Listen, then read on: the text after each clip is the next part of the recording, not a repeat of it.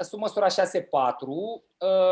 lucrurile stau fix la fel ca la 6.2, cu diferența că aici putem să venim cu firme deja care să aibă o experiență mai mare. Nu trebuie neapărat să fi venit din zona agricolă, ci poate să fi făcut orice tip de activitate sau poate să fie un startup,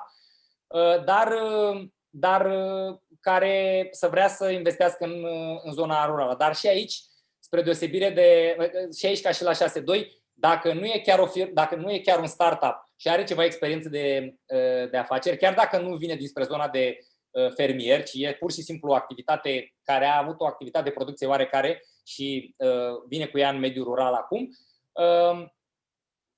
e avantajată în raport cu un startup. Adică asta e clar gândită să sprijine firmele care au ceva experiență, fiindcă ele pot mai rapid să crească și să întoarcă sprijinul pe care îl primesc de la asta. Dar în rest, filozofia e aceeași. Activitățile de producție, activități de servicii medicale, de servicii turistice. Așa cum am spus, la servicii turistice se sprijină bungalouri, campinguri, rulote și așa mai departe, doar extindere și modernizare de pensiuni și agrement, da?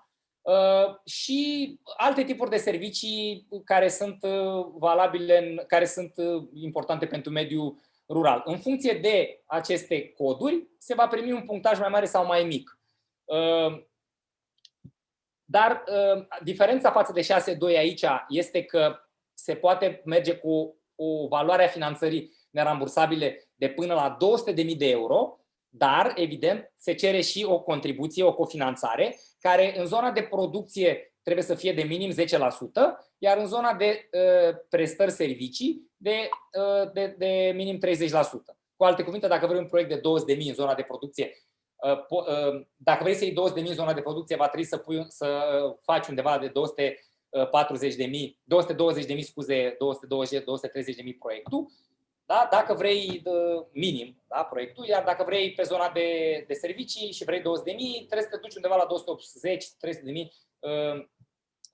valoarea proiectului în zona de prestări servicii. În rest, beneficiari eligibili, așa cum îi vedeți și aici,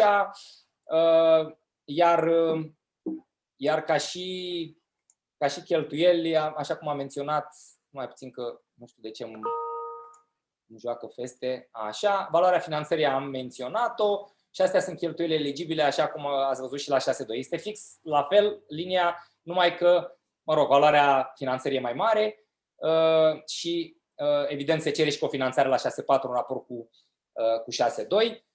Filozofia ar fi că aici se sprijină mai mult firme care au ceva experiență și ceva mai multă putere, spre deosebire de 6.2, unde de fapt se dorește măcar să se diversifice fermierii, să facă și altceva decât strict agricultură. Deci de asta acolo, mă rog, sumele sunt mai mici, dar e 100% nerambursabil. Aici se presupune că vine cineva care chiar are o activitate gândită, are ceva mai mare forță, ceva mai mare experiență și poate să-și asume un proiect mai mare, dar și cu cofinanțare. Da? Cam asta ar fi filozofia.